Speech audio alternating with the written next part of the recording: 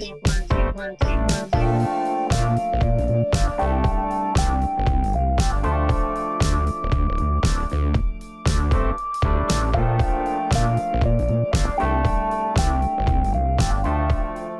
from Tokyo, my dear friends. This is Daisuke, and I very much hope that this video finds you well and in very good spirits wherever you are in the world. And today, if you don't mind, I'd like to continue on with the wonderful viewer questions that you so very kindly submitted to this channel a few months back. So that brings us to the next question, which is from BreakingBat. So hello, BreakingBat. It is very nice to see you. And your question or your comment is, I am struggling to phrase this question properly. As I've seen more and more great films, this year's New Year's resolution is to watch all 100 AFI films. The desire to reach out to friends and family to recommend these films has been immense. The biggest problem is that many refuse to watch black and white movies. Others can't sit through what they would describe as a slow movie.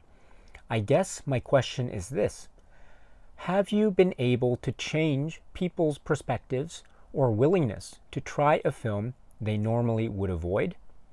If so, are there movies that help break through those barriers? If you haven't, do you have any advice on how to not be disappointed when someone doesn't enjoy a film you love?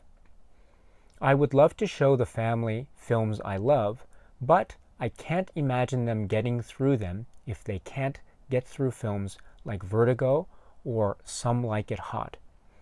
As always, thank you for the immense work you put into this community. Much respect.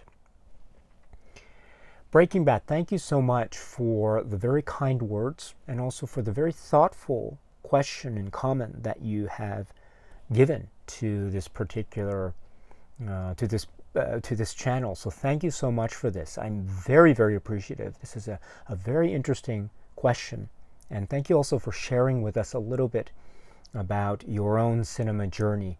And I wish you all the best, and I hope you enjoy and continue to enjoy your cinema journey, my dear friend. So to address your questions, and these are really great questions.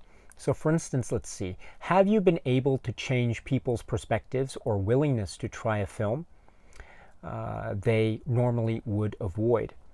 And I think for me, the answer is that on the one hand, I am very happy, if anyone is interested, to show or to talk about why I might be very into or enthusiastic about a particular work. And this is true not just of cinema, but for anything that I might feel very strongly about.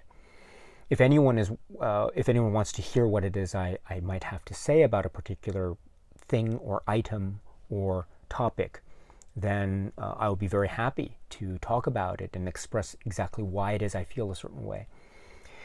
But I wouldn't necessarily say that I would go any further and try to, say, show or introduce people to a particular film or a particular work that I am very much into. So I wouldn't necessarily say that I go that step.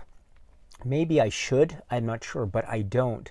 And the reason why is because I am also very much, I'm very much trying to, how should I put it? I also understand, or I'm trying to understand, that everyone has their own particular journey. Everyone has their own particular cinema journey. I call it a cinema journey, but that's really a type of expression that I like to use, which is essentially another way to say that everyone has their own life and their own lifestyle and their own circumstances and their own subjective, say, experiences, right? What it is that I have gone through or not gone through, the collective or the whole, the sum of the parts of my own journey as a particular human being is not the same as, say, yours or someone else's here or there or elsewhere. And that holds true, I think, for cinema. In other words, there are so many works out there, so many works, and so things that I might think work for me wouldn't necessarily work for everyone else. And I can completely understand that. I completely respect that. So in other words, if there's a film that I really love and maybe someone else is either not interested at all in even giving it giving it a watch, or maybe they do watch it and they hate it terribly, right? They really think it's a terrible, terrible work. That's fine. That's absolutely fine, because I can appreciate that they have their own perspectives based on their own experiences, as I do with my own. So there's that. Now, if there is a difference of opinion, I have to respect that. And because I always think there is, as I say, this background that people have and they bring to the table.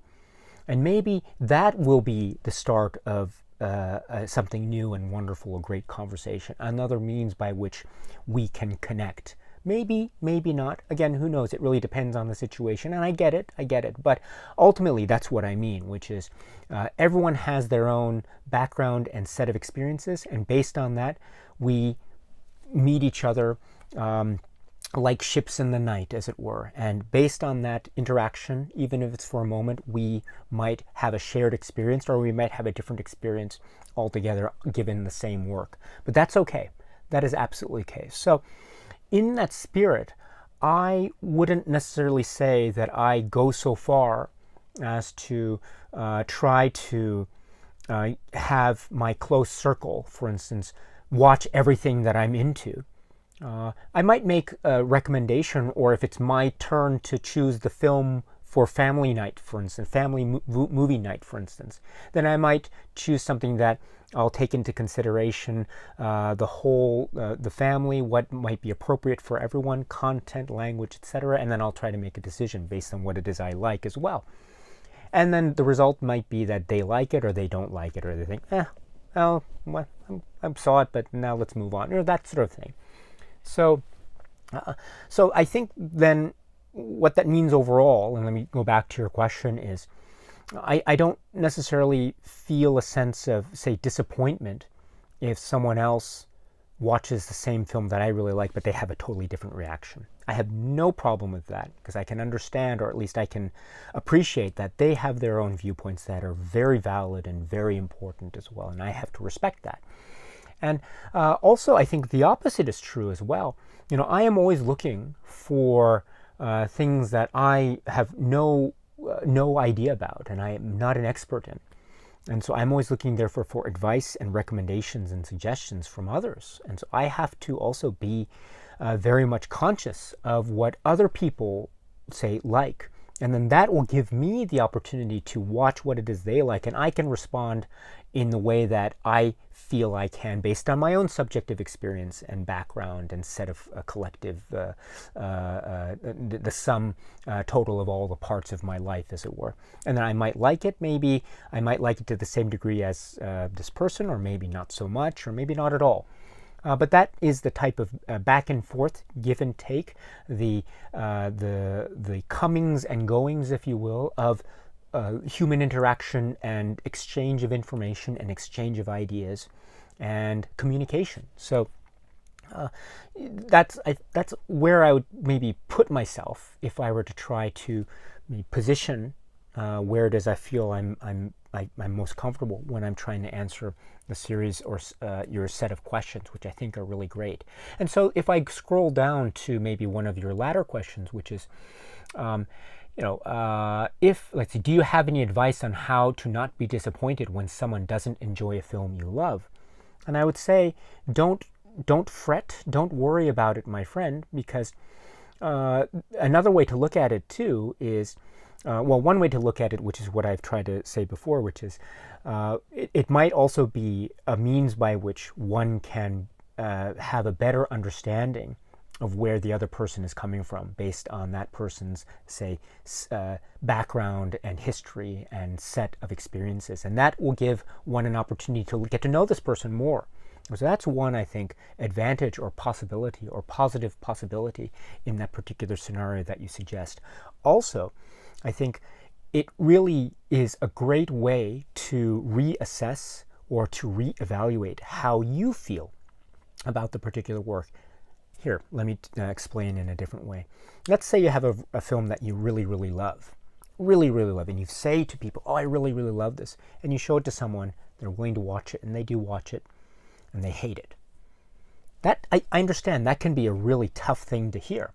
That can be really tough. But that feeling of maybe challenge or toughness, I think that is a very healthy and potentially positive thing, because what that provides for you and the opportunity for you is you can then take that and listen to the reasons why if they're available. And then you can use that and then help to reassess how you feel about the film. You really loved it before, but now you have this maybe opposite reaction from someone that you really know. And then that'll give you the opportunity, therefore, to reassess and rethink and reevaluate how you feel about the same work. And at the end of the day, if you still feel that you love this work, then what has happened? What has happened there is you have had the chance to reassess and rethink, and at the end of the day, you still love it. That means that you must really love the film, right? And that's a great thing to discover. Also, if you hear that type of counter, maybe that opposite reaction, and then you think, oh, maybe actually that person has a point, and then that makes you see the film in a different light, I think that's also very valuable. To be able to see something from various vantage points is also very valuable indeed. And maybe it makes you think, maybe I don't really like this film as much as I do. Maybe I like it, but I can see this and it gives me a critical eye when I assess this film. That is also very healthy. I think that's a wonderful thing. That's another way to discover who it is you are and what it is you really like. What it is you really like. And so I think this is overall a really wonderful opportunity for everyone concerned. For everyone concerned, where there's a difference of opinion or where there's something that maybe you love, they don't, you can use that as the opportunity to for rediscovery. And what the eventual conclusion is at the end of that rediscovery, I think, is marvelous, whatever the outcome is. So that's how I would view it.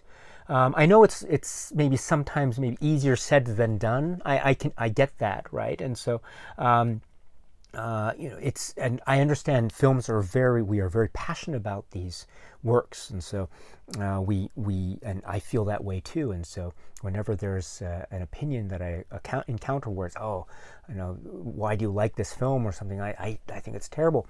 I don't understand. Sometimes it can be difficult to hear that. I understand that, but as I say, it is also a great opportunity. It is a wonderful opportunity in many respects. And so I would consider it in that way if I were in that position. And so, right? So, and at the end of the day, right, difference of opinions, I think that is also very valuable.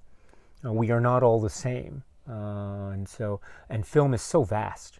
It is so vast that I think we can, at the end of the day, have differing opinions on a work, but still that can be hopefully a basis for a type of connection. So that's one of the great powerful things about this thing that we all love, which is cinema. So I hope that answers the question or set of questions. If not, I really apologize. I hope I don't sound like I'm evading or avoiding the questions. I think they're really great. But again, if I messed up, I apologize, BreakingBat. I didn't mean to, because they are really great, and I'm so glad that you asked them, my dear friend. So thank you very much, and if you have any responses that you want to share, please feel free to do so in the comments section below. As always, I would love to hear what it is you have to say. Okay, my friends, so that's it for now, and so until we meet again, please be happy and healthy and well, and please keep on watching a lot of great movies. Thank you so much, as always, for your time. I very, very much appreciate it. And thank you again, BreakingBat. I hope you're well. And cheers.